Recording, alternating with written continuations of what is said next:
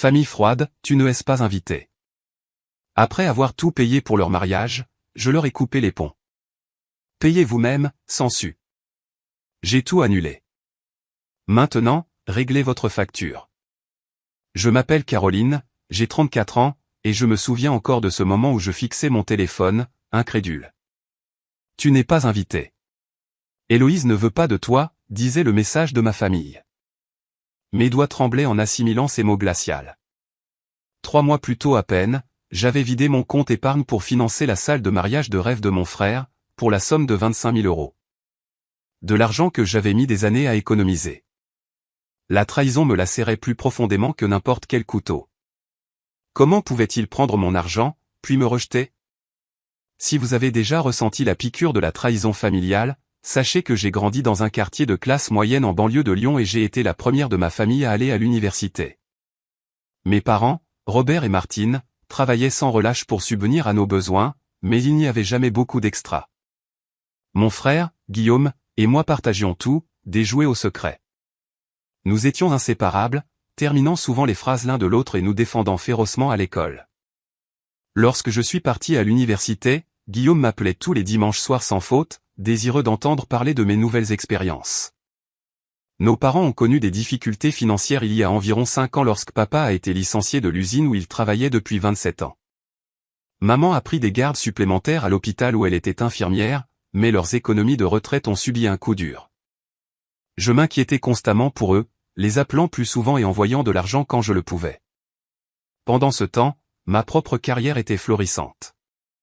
Après avoir obtenu un diplôme en finance, j'ai décroché un emploi dans un cabinet d'analyse financière prestigieux à Paris.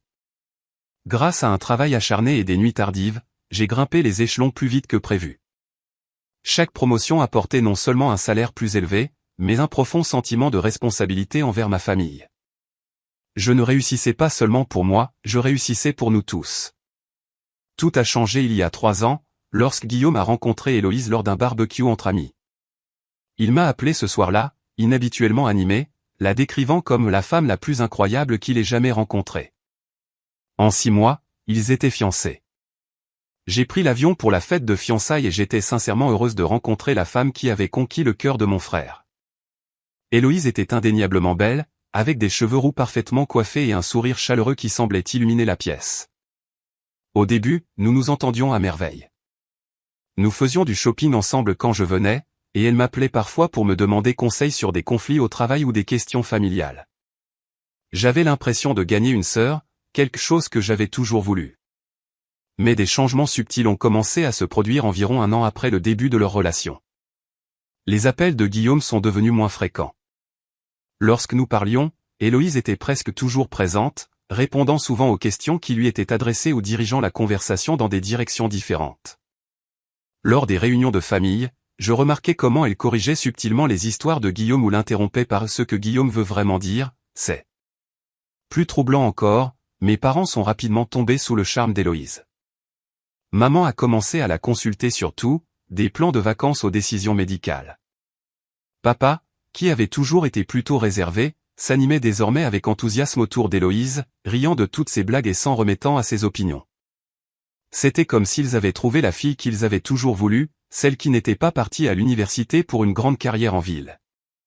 J'ai essayé de maintenir l'harmonie, réprimant l'étrange jalousie que je ressentais lorsqu'Héloïse faisait référence à des blagues complices avec mes parents dont je n'étais pas partie prenante. Je me disais que c'était merveilleux que ma famille l'ait accueillie si complètement. Pourtant, je ne pouvais me débarrasser du sentiment qu'à chaque visite à la maison, je devenais de plus en plus une étrangère. Le dernier Thanksgiving a parfaitement illustré cela. J'avais pris 3 jours de congé pour rentrer, excité de partager la nouvelle de ma récente promotion. Alors que nous nous réunissions autour de la table, j'ai commencé à raconter à tout le monde mon nouveau poste. À mi-chemin de mon histoire, Héloïse m'a interrompu avec une annonce concernant la grossesse d'une voisine. Mes parents ont immédiatement reporté leur attention, posant à Héloïse des dizaines de questions sur cette femme que je n'avais même jamais rencontrée. Ma nouvelle a été oubliée, mon enthousiasme dégonflé. Plus tard dans la soirée, alors que j'aidais maman à faire la vaisselle, j'ai doucement mentionné m'être senti négligé au dîner.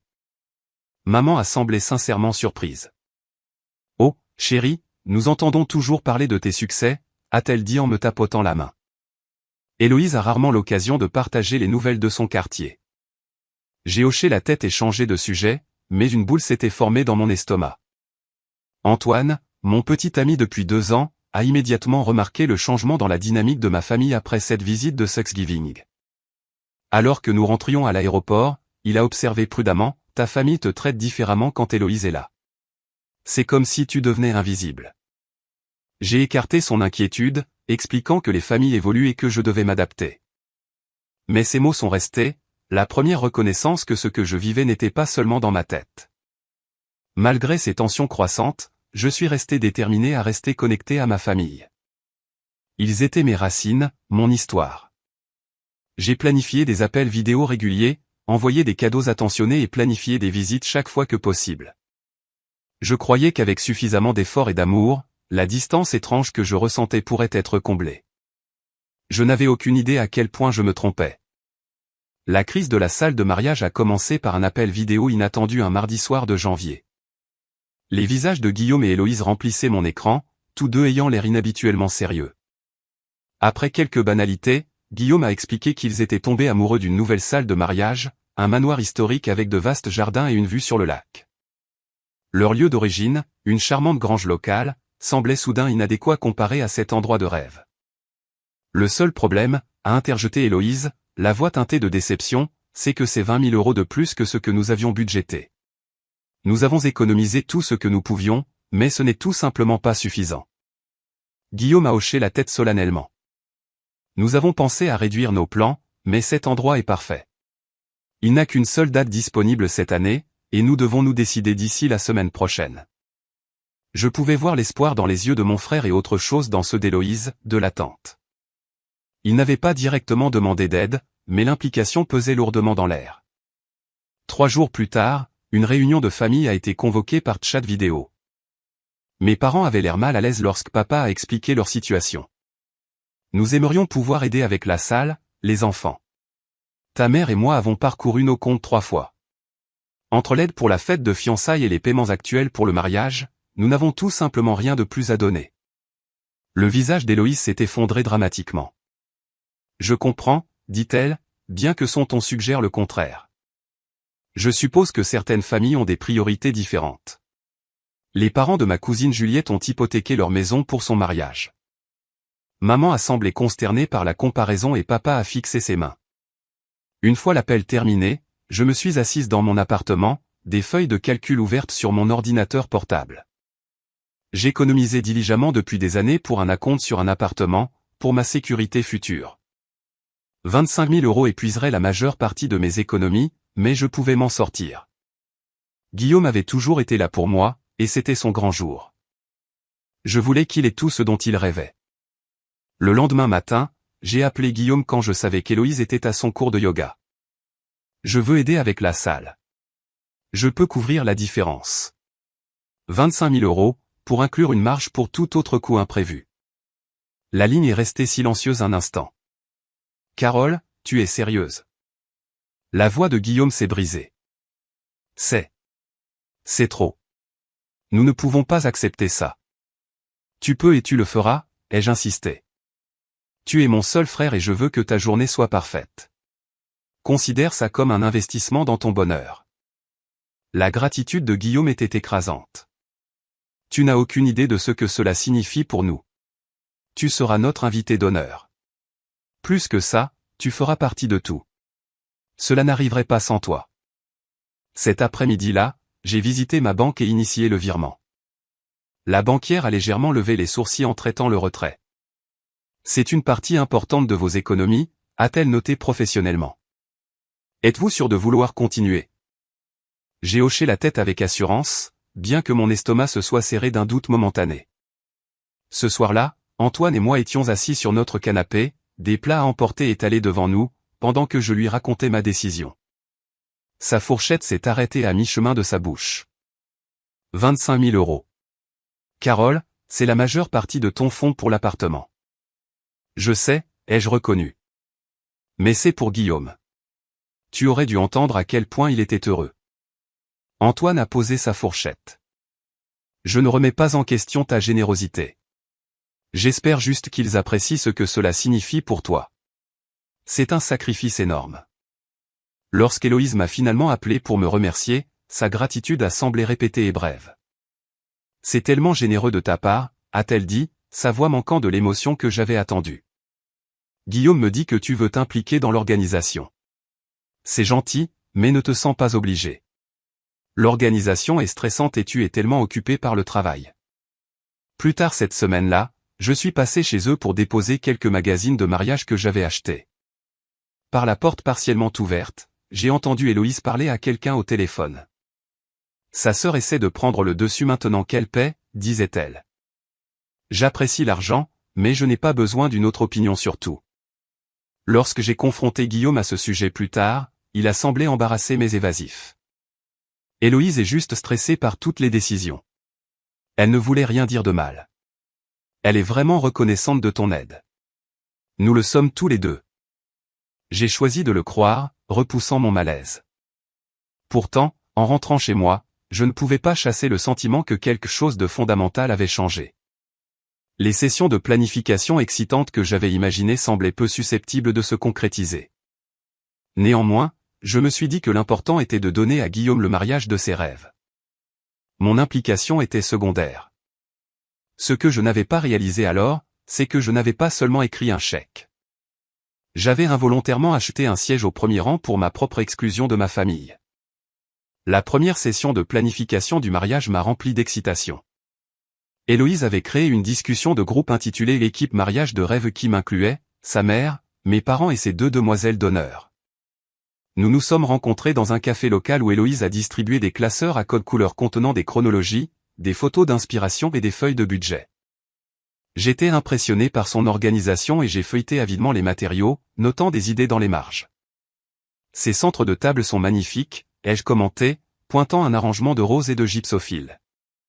Le fleuriste que j'ai utilisé pour le gala de mon entreprise l'année dernière pourrait créer quelque chose de similaire, probablement avec une réduction. Héloïse a souri de manière forcée. C'est gentil, mais j'ai déjà parlé avec une fleuriste qui se spécialise exactement dans ce que nous voulons. Elle est rapidement passée à la discussion des options de traiteur. Le modèle a continué au cours des semaines suivantes. La deuxième réunion de planification a été reportée à un mardi à 14 h, en plein milieu de ma réunion hebdomadaire importante avec les parties prenantes, ce qu'Héloïse savait. Lorsque j'ai envoyé un message disant que je ne pouvais pas venir, la réponse a été un simple « pas de souci, nous te tiendrons au courant plus tard ». Mais la mise à jour promise n'est jamais arrivée. Au troisième mois de planification, des décisions étaient prises sans aucune contribution de ma part. Les couleurs du mariage sont passées du bleu et argent au bordeaux et or. Le groupe a été échangé contre un digi. La conception du gâteau est passée de traditionnel à moderne. J'ai appris chaque changement par des publications sur les réseaux sociaux ou des mentions occasionnelles lors des appels familiaux. Un samedi, j'ai conduit 3 heures pour assister à ce que je pensais être une session de planification majeure pour les décorations de la salle. J'avais pris le temps de créer un tableau de présentation avec des idées qui compléteraient l'architecture historique du manoir tout en incorporant le style personnel de Guillaume et Héloïse. Quand je suis arrivé, Héloïse a semblé surprise de me voir. « Oh, Caroline, je pensais t'avoir dit que nous avions reporté à demain. » Sa voix était désolée, mais ses yeux ne montraient aucun véritable remords. « En fait, nous avons finalisé la plupart des décisions de décoration la semaine dernière. Ta mère avait de merveilleuses idées que nous allons suivre. » Je me tenais dans leur salon, mon tableau de présentation semblant soudain enfantin et inutile. « La semaine dernière ? Je ne savais pas qu'il y avait une réunion la semaine dernière. » C'était impromptu, a-t-elle expliqué, jetant un coup d'œil à sa montre. « Écoute, pourquoi ne pas nous rejoindre pour le dîner ce soir à la place ? Moins stressant que de parler de mariage, non ? Mes tentatives de contacter Guillaume seul sont devenues de plus en plus difficiles. Il était toujours en retard pour nos rendez-vous café prévus où Héloïse nous rejoignait de manière inattendue. Lorsque j'ai réussi un moment seul avec lui et que j'ai exprimé des préoccupations concernant le fait de me sentir exclu, il est devenu défensif. « Tu es trop sensible, Carole », a-t-il dit lors d'une de ces conversations. Héloïse est sous beaucoup de pression. Son mariage de rêve se concrétise et elle essaie de gérer les contributions de tout le monde. Tu es toujours une partie importante de tout ça. Mais je ne l'étais pas, et les preuves s'accumulaient quotidiennement. Lors d'un désaccord mineur sur le plan de table, où j'ai suggéré de séparer deux parents en conflit, ma mère s'est rangée de manière inattendue du côté d'Héloïse. Chérie, Héloïse a une vision de la façon dont cela devrait fonctionner. Elle y a vraiment réfléchi. Papa, qui avait toujours été mon champion en grandissant, s'en remettait désormais systématiquement aux opinions d'Héloïse. Héloïse sait mieux et est devenue sa réponse standard à toute question liée au mariage que je soulevais. L'isolement croissant m'a poussé à me confier à mon amie d'université, Sophie, pendant le déjeuner. Alors que je décrivais la situation, des larmes que je n'avais pas réalisé retenir coulaient sur mes joues. « Carole, tu t'entends ?» a demandé Sophie gentiment. « Ils ont pris ton argent et maintenant ils te mettent de côté. Tu es manipulé et utilisé. » J'ai essuyé mes larmes rapidement. C'est trop dur. Ils ne le font pas délibérément. C'est juste le stress du mariage et, je ne sais pas, les dynamiques familiales qui changent. Sophie a tendu la main et m'a serré la main. Chérie, je sais que tu aimes ta famille, mais ce n'est pas normal. 25 000 € n'est pas un petit cadeau. Au minimum, ils devraient te traiter avec respect et inclusion. J'ai écarté ces préoccupations, bien qu'elles fassent écho à mes propres pensées cachées. Ma famille ne m'utiliserait pas. Il devait y avoir des explications raisonnables à tout. La bridal shower en avril a cristallisé mon statut d'étrangère. Organisé chez la mère d'Héloïse, c'était une affaire élégante avec du champagne, des petits fours et des cadeaux personnalisés.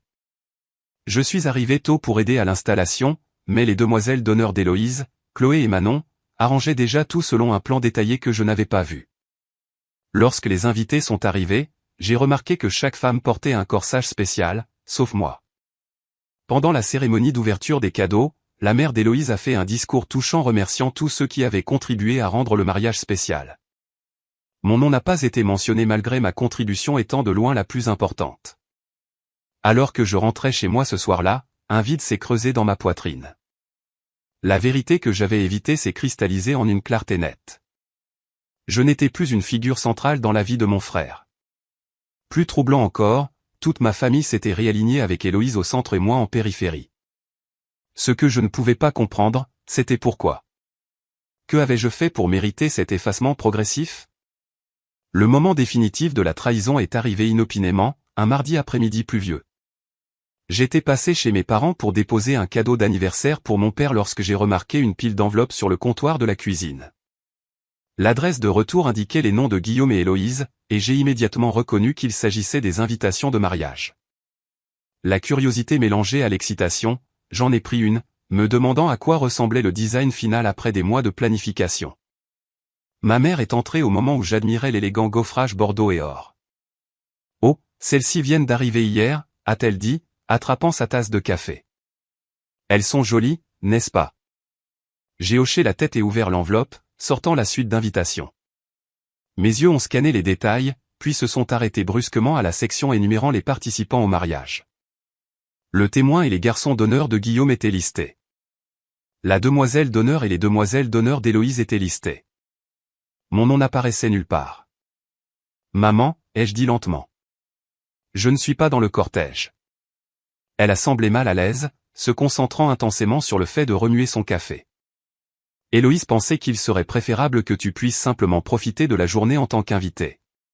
Faire partie du cortège est stressant avec toutes les responsabilités et les photos. Une compréhension froide m'a envahi. Étais-tu au courant de ça ?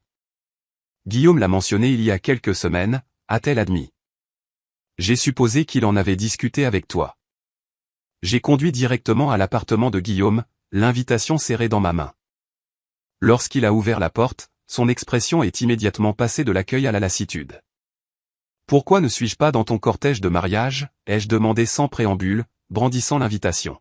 « Tu n'as même jamais eu de conversation avec moi à ce sujet. » Les yeux de Guillaume ont furtivement regardé derrière moi, vérifiant probablement si quelqu'un pouvait nous entendre sur le palier. « Entre » a-t-il dit doucement. Une fois dans leur salon, l'explication de Guillaume a émergé en fragments d'excuses faibles. Le cortège devenait trop grand. Héloïse voulait de la symétrie pour les photos. Ses amis avaient déjà acheté leurs robes. Guillaume, ai-je interrompu. Il y a 3 mois, quand j'ai accepté d'aider avec la salle, tu as dit que je serais une partie honorée de tout. Qu'est-ce qui a changé ? Il a baissé les yeux sur ses mains. Rien n'a changé. Tu es toujours importante pour nous. C'est juste qu'Héloïse sent que tu pourrais essayer d'influencer les choses trop. Influencer les choses, ai-je répété. Tu veux dire le mariage que je paie en grande partie? Est-il déraisonnable d'attendre une certaine implication? Vois-tu, c'est cette attitude, a-t-il dit, un ton inhabituel dans sa voix. Héloïse pense que tu brandis l'argent au-dessus de nos têtes. La conversation s'est détériorée à partir de là. Chaque point que je soulevais était dévié ou rejeté. Lorsque j'ai mentionné notre relation étroite de toute une vie, Guillaume a répondu que les gens grandissent et changent. Lorsque j'ai soulevé ma contribution financière, il m'a accusé d'être transactionnel à propos des questions familiales. C'était comme se disputer avec un étranger portant le visage de mon frère. Ce soir-là, j'ai appelé mes parents, espérant qu'ils pourraient aider Guillaume à retrouver la raison. Leur réponse m'a laissé sans voix. Caroline, a dit mon père, sa voix inhabituellement sévère. C'est le mariage de Guillaume et Héloïse. C'est à eux de prendre les décisions, peu importe qui paie. Mais papa, il ne s'agit pas de contrôle. Il s'agit d'être incluse, d'être reconnue comme importante dans la vie de Guillaume. Ma mère a interrompu. Chérie, Héloïse nous a confié à quel point tu as rendu ce processus difficile. Les suggestions constantes, la critique de ses choix. Quelle critique, ai-je demandé, sincèrement déconcerté. Quand ai-je jamais critiqué ses plans?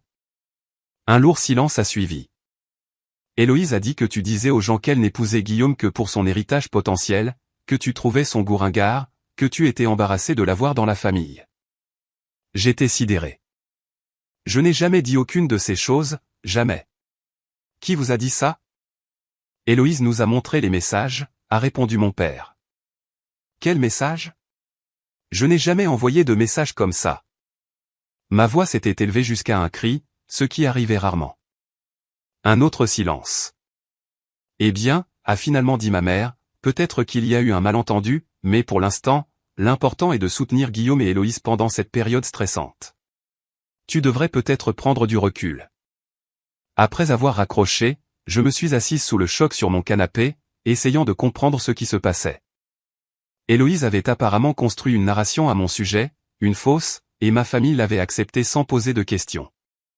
L'idée qu'il croit que je pourrais dire des choses aussi horribles sans même me demander d'abord était dévastatrice. J'ai craqué complètement quand Antoine est rentré à la maison et m'a trouvé toujours assise dans l'obscurité. Entre les sanglots, j'ai tout expliqué. L'invitation, la confrontation avec Guillaume, la conversation déconcertante avec mes parents. Antoine m'a serré fort. Carole, je déteste dire ça, mais ce n'est pas une tension familiale normale. On dirait qu'Héloïse est en train de t'isoler délibérément et, pour une raison quelconque, ta famille le permet. Mais pourquoi, ai-je demandé en pleurs. Que ai-je fait pour mériter ça? La réponse d'Antoine fut douce mais directe.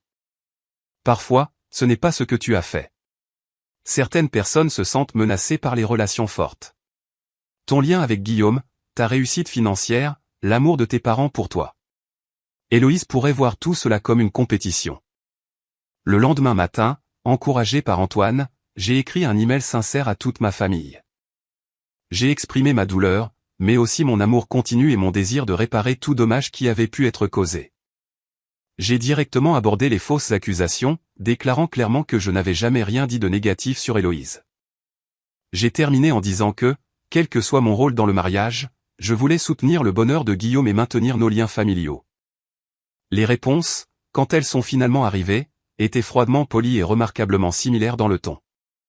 Ma mère espérait que nous pourrions dépasser ce désagrément. Mon père a suggéré que je prenne le temps de réfléchir à mes actions. Guillaume a simplement écrit, « Je pense qu'il est préférable que nous prenions tous un peu de distance pour le moment. » Alors que je fixais ces messages, une réalisation écrasante m'est apparue. L'amour et la loyauté de ma famille avaient été entièrement redirigés. La seule chose qu'ils voulaient encore de moi, c'était mon argent. Dans la semaine qui a suivi ces réponses froides par email, j'ai essayé de comprendre ce qui arrivait à ma famille. J'ai fluctué entre colère, chagrin et incrédulité. Comment des décennies d'amour et de connexion pouvaient-elles être si facilement rompues? Dans les moments de lucidité, je me suis rappelé que malgré ma douleur personnelle, Guillaume était toujours mon frère. Malgré tout, je voulais une certaine représentation à son mariage, une certaine reconnaissance de notre histoire commune. J'ai soigneusement sélectionné un cadeau de mariage, un cadre photo en argent fait main gravé de la devise de mon enfance avec Guillaume, frère et sœur par chance, amis par choix. À l'intérieur, j'ai placé une photo de nous deux lors de sa remise de diplôme universitaire, bras dessus, bras dessous, rayonnant de joie partagée. Je l'ai magnifiquement enveloppé, écrit une carte sincère et l'ai mis de côté pour le jour du mariage qui approchait rapidement. 3 jours avant la cérémonie, j'ai réalisé que je n'étais pas clair sur certains détails logistiques. L'invitation ne précisait pas les heures d'arrivée exactes pour les membres de la famille, et personne ne m'avait communiqué d'événements familiaux pré-mariage. J'ai composé un texte léger et pratique pour la discussion de groupe familial. Hâte d'être à samedi. À quelle heure dois-je arriver pour les photos de famille avant la cérémonie ? 20 minutes plus tard, mon téléphone a sonné. En ouvrant le message, j'ai eu l'impression que le sol avait disparu sous moi. Là, dans notre discussion de groupe familial, y compris mes parents, Guillaume et Héloïse, se trouvait un message de ma mère. Tu n'es pas invité. Héloïse ne veut pas de toi. J'ai fixé l'écran, ne comprenant pas. Pas invité. Au mariage de mon seul frère, le mariage auquel j'avais contribué 25 000 €. J'ai immédiatement appelé ma mère, puis mon père, puis Guillaume. Tous sont allés directement à la messagerie vocale. J'ai envoyé des SMS individuels, est-ce une erreur ? S'il vous plaît, rappelez-moi. Aucune réponse. Quand Antoine est rentré du travail, il m'a trouvé assise à notre table de cuisine, fixant toujours mon téléphone. Mon visage était raide, comme un masque. Je n'avais pas pleuré. Je me sentais au-delà des larmes, dans un territoire engourdi que je n'avais jamais connu auparavant. Carole. Antoine s'est approché prudemment. Que s'est-il passé ? Je lui ai silencieusement tendu mon téléphone. Son expression est passée de la confusion au choc en lisant le message. Ce n'est pas possible, a-t-il marmonné, puis m'a regardé. Ont-ils répondu à autre chose ? J'ai secoué la tête. Rien. C'est comme s'ils m'avaient tous bloqué.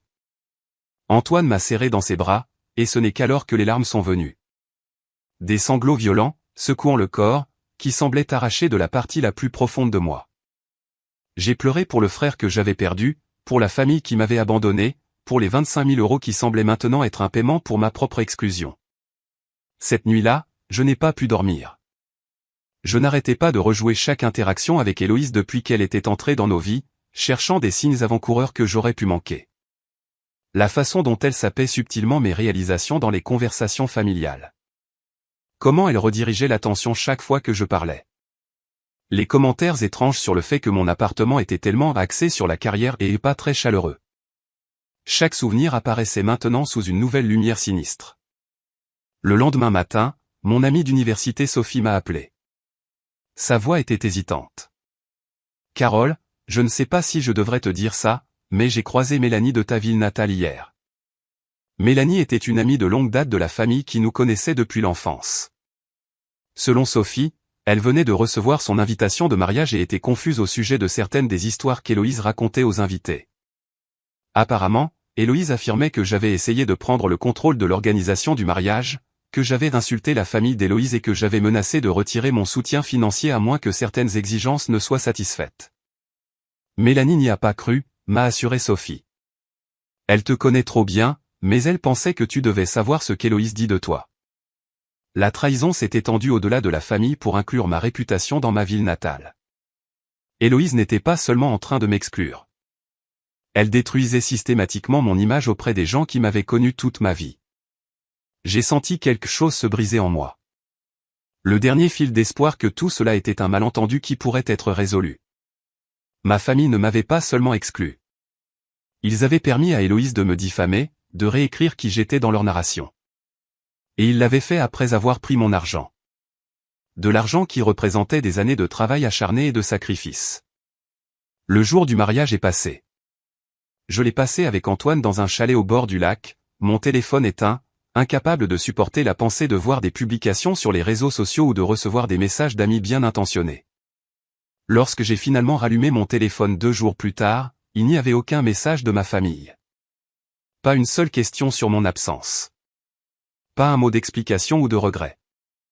Le silence était la confirmation finale. La famille que j'avais connue et aimée pendant 34 ans n'existait plus pour moi. Les semaines qui ont suivi le mariage ont été les plus sombres de ma vie. Je me déplaçais dans mes journées comme un fantôme, faisant les gestes au travail, mais me sentant déconnecté de tout ce qui m'entourait. La nourriture avait perdu son goût. Le sommeil venait par courtes vagues agitées, ponctuées de rêves vifs de réunions de famille où personne ne pouvait me voir ni m'entendre. J'ai décliné les invitations d'amis, incapable d'expliquer ce qui s'était passé sans m'effondrer.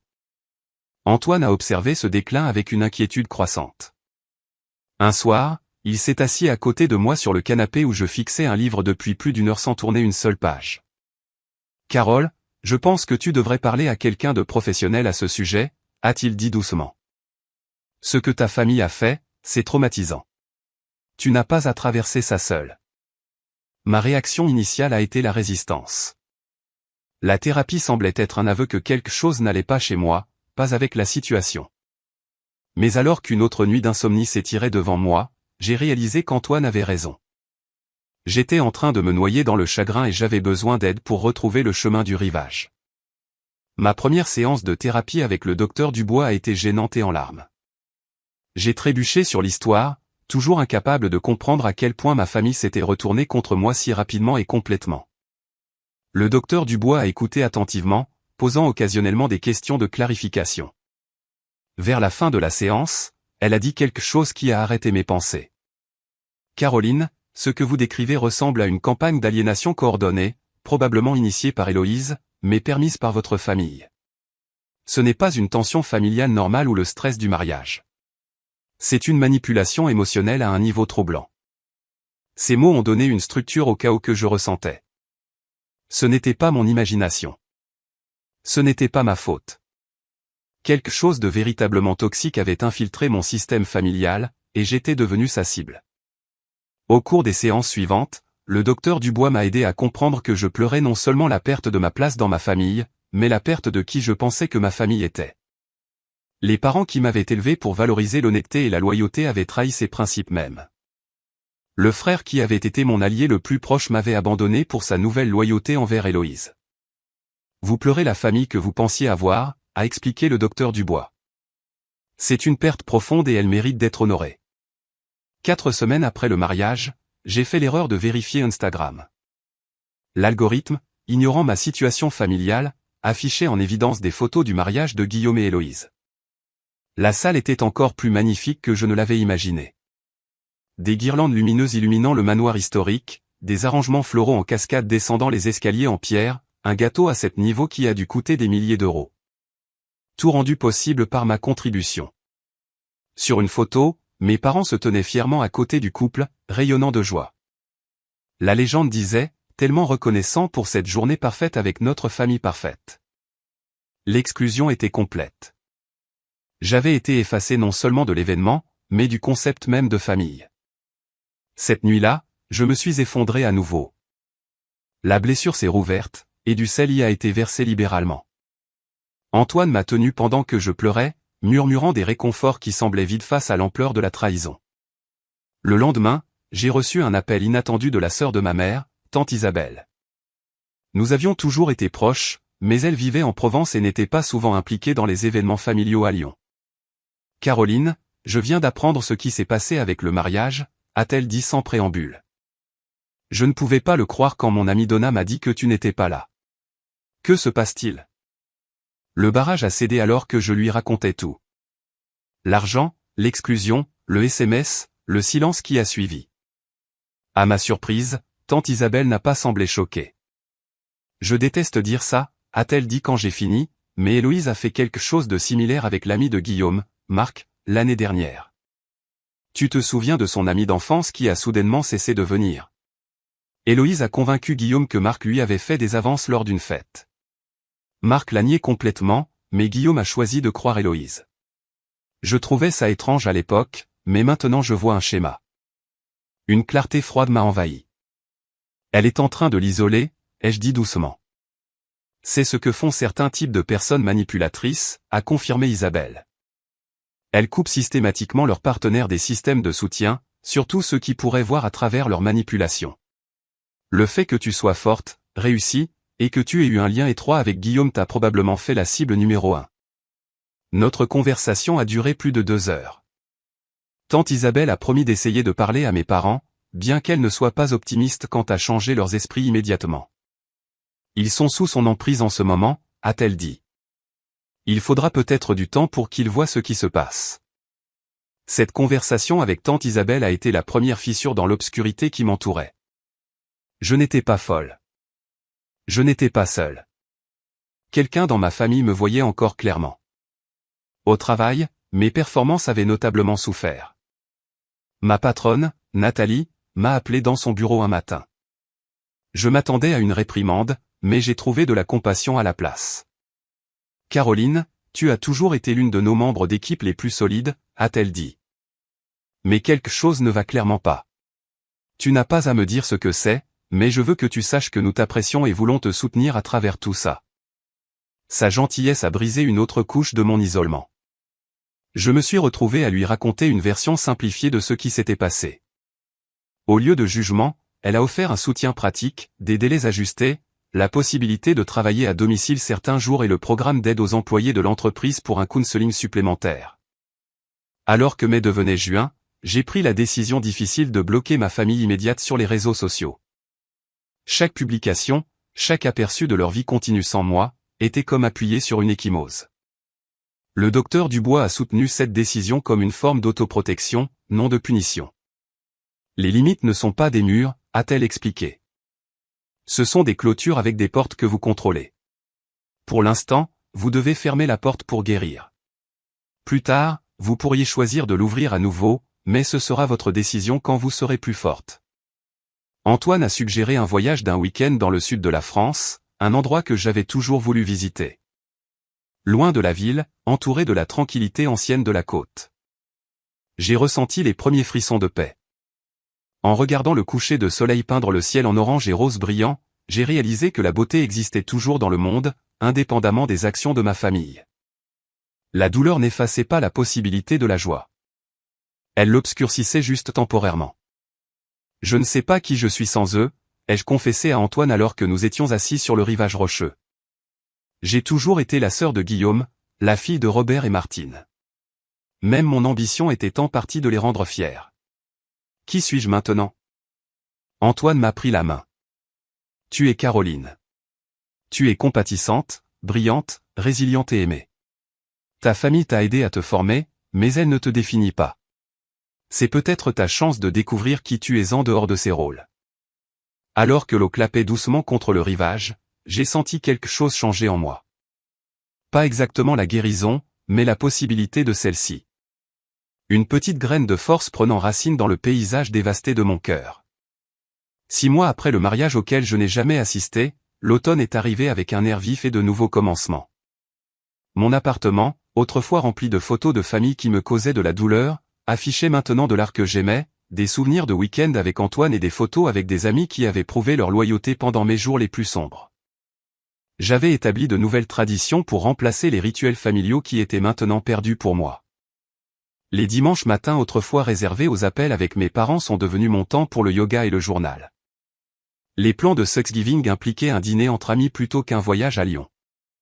Ces changements n'étaient pas des remplacements pour ce que j'avais perdu, mais plutôt la fondation d'une nouvelle vie structurée autour de connexions authentiques. Par un matin pluvieux d'octobre, un email inattendu est arrivé de Guillaume. Mon cœur s'est emballé en cliquant pour l'ouvrir, ne sachant pas si je devais m'attendre à une nouvelle cruauté ou à quelque chose d'autre. Carole, commençait-il. Je ne sais pas si tu liras ceci, et je ne t'en voudrais pas si tu le supprimais immédiatement. Ce qui s'est passé avant et pendant mon mariage était impardonnable. J'ai laissé Héloïse me convaincre que tu essayais de tout contrôler, que ton aide financière venait avec des conditions. Je l'ai cru quand elle m'a montré des preuves de choses que tu aurais prétendument dites à son sujet. C'était plus facile d'accepter sa version que de la remettre en question, surtout quand maman et papa se sont rangés de son côté aussi. Je n'écris pas pour demander pardon ou pour m'excuser.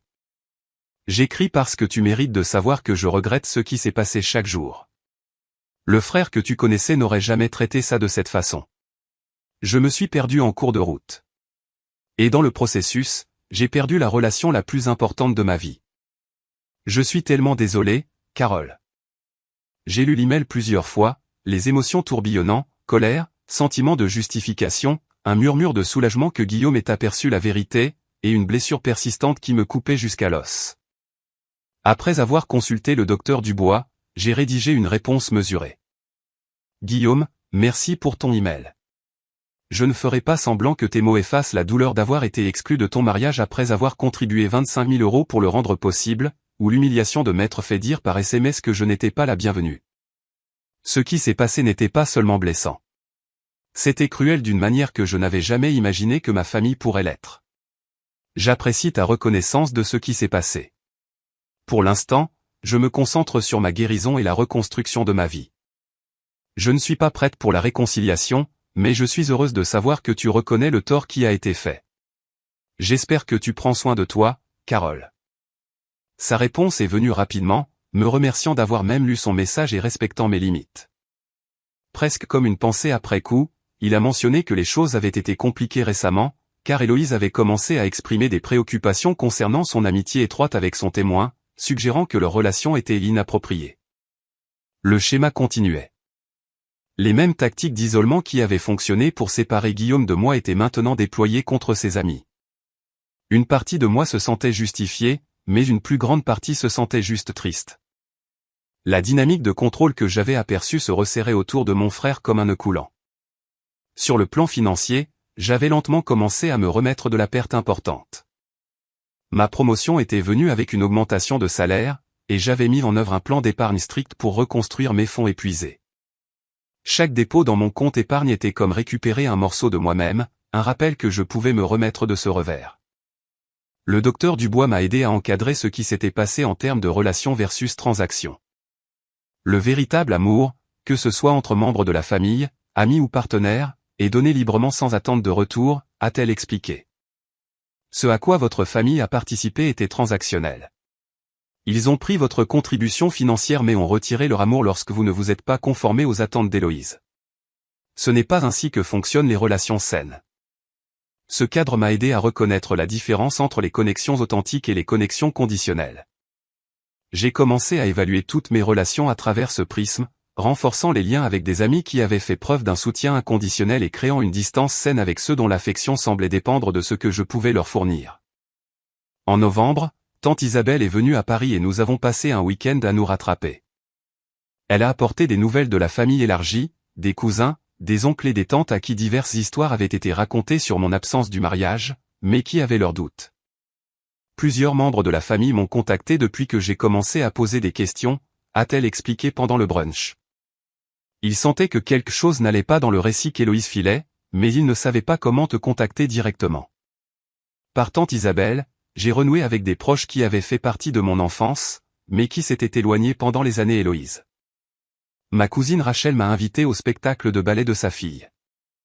Mon oncle Jean m'a envoyé des vœux d'anniversaire pour la première fois depuis des années. Ces petites reconnexions ont servi de rappel que la famille s'étendait au-delà de l'unité nucléaire qui m'avait rejeté. Par une soirée enneigée de décembre, Antoine et moi sommes rentrés d'un concert à notre appartement. Alors que j'accrochais mon manteau, il a semblé inhabituellement nerveux, tripotant quelque chose dans sa poche. « Carole » a-t-il dit doucement. « L'année dernière m'a montré quelque chose d'important. Quand tout dans ton monde s'effondrait, tu n'as pas craqué. Tu t'es plié, tu as souffert, tu as questionné, mais finalement tu as trouvé la force de reconstruire. Ce genre de résilience est rare et précieux. » Il s'est agenouillé sur un genou, sortant une petite boîte en velours. « Je ne veux pas remplacer la famille que tu as perdue. Je veux être la famille que tu choisis, le début de quelque chose de nouveau, sain et fort. Veux-tu m'épouser ?» Les larmes ont rempli mes yeux. Pas les larmes brisées du début de l'année, mais des larmes de reconnaissance que même des profondeurs de la trahison, de nouveaux commencements pouvaient émerger. « Oui » ai-je murmuré. « Absolument. Oui. » Alors que l'hiver devenait printemps, j'ai continué la thérapie, non parce que j'étais brisé, mais parce que j'étais engagé envers la croissance. Le docteur Dubois m'a aidé à reconnaître que la douleur que j'avais vécue m'avait transformé de manière inattendue. J'étais plus perspicace sur qui j'admettais dans mon cercle intérieur, plus affirmé sur mes limites, plus reconnaissante des connexions authentiques. « Vous avez appris par le feu ce que beaucoup de gens n'apprennent jamais » m'a-t-elle dit lors d'une de nos séances. Vous avez appris que l'amour sans respect n'est pas de l'amour du tout. Que la famille est définie par la façon dont les gens vous traitent, pas seulement par le sang. Que votre valeur n'est pas déterminée par la capacité des autres à la voir. Ces leçons, bien qu'acquises brutalement, étaient devenues une sagesse que je portais en avant. Je ne confondais plus le sacrifice de soi avec l'amour ou le silence avec la paix. J'avais appris que parfois, la chose la plus saine que l'on puisse faire est de s'éloigner des personnes qui ne peuvent pas vous valoriser correctement, même lorsque ces personnes sont la famille. La leçon la plus profonde concernait le pardon. Pas le genre qui invite à de nouveaux dommages, mais le genre qui vous libère de porter le poids des actions des autres. Je n'étais pas prête à pardonner à ma famille, mais j'avais cessé de permettre à leur trahison de définir mon présent ou de déterminer mon avenir. Le jour du premier anniversaire de ce SMS dévastateur, j'ai écrit une lettre à moi-même que je n'avais pas l'intention d'envoyer à qui que ce soit. Dedans, j'ai reconnu la douleur, la croissance, la perte et les gains inattendus. J'ai terminé par des mots qui ressemblaient à une porte se fermant sur un chapitre et s'ouvrant sur un autre. La famille qui m'a élevé m'a enseigné la loyauté jusqu'à ce qu'elle l'abandonne. Elle m'a enseigné l'amour inconditionnel jusqu'à ce qu'elle y mette des conditions. Elle m'a enseigné l'honnêteté jusqu'à ce qu'elle embrasse des mensonges. Le plus grand cadeau que je puisse me faire maintenant est d'honorer ces enseignements originaux même quand ils ne le pouvaient pas être loyal envers ma propre valeur. M'aimer inconditionnellement. Embrasser la vérité même quand elle fait mal. Ce faisant, je deviens non seulement une survivante de la trahison, mais une créatrice d'un nouveau héritage, un héritage construit sur une connexion authentique plutôt que sur l'obligation ou le sang. Alors que je scellais cette lettre dans une enveloppe, j'ai ressenti un sentiment d'achèvement. La blessure ferait toujours partie de mon histoire, mais elle ne me définirait plus. J'avais appris que la famille, la vraie famille, est quelque chose que l'on peut perdre, trouver et créer tout au long d'une vie. Et cette connaissance, bien qu'acquise douloureusement, était un cadeau que je porterais en avant vers tout ce qui viendrait ensuite.